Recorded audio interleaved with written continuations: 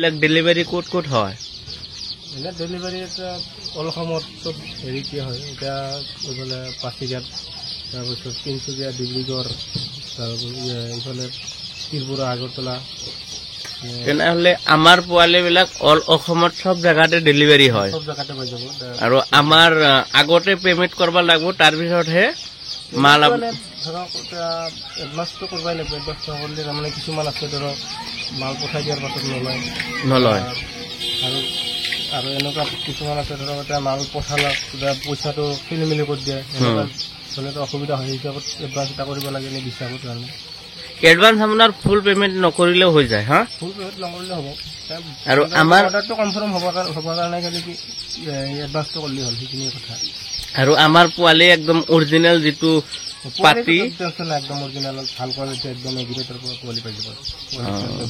ভাল কোৱালিটি হ'ব। আমাৰ নিজৰ হেচাৰী নিজৰ ফাৰ্ম, আমাৰ লগত নিজৰ পৰিচয় নিজৰ পোৱালিকেইটা একদম ধুনীয়া হৈ আছে। হয়, কোৱালিটি ভাল আছে।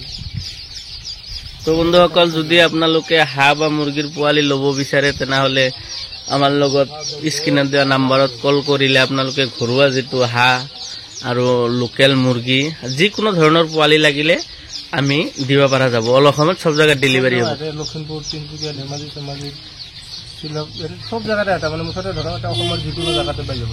থেংক ইউ দাদা। এইটো আপোনাৰ কি মুৰ্গী? এইটো লোকেল, একদম ঘৰুৱা যিটো লোকেল এইটো। আৰু এইটো হাঁহৰ পোৱালি যোনটো ঘৰুৱা হয় লোকেল পাতি হাঁহটো এইটোহে।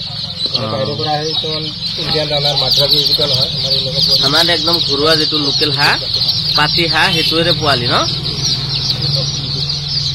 এই চব লোকেলেই আছে। কোনোবাই যদি ল'ম বুলি ভাবি আছে ল'ব পাৰে, কোনো অসুবিধা নাই।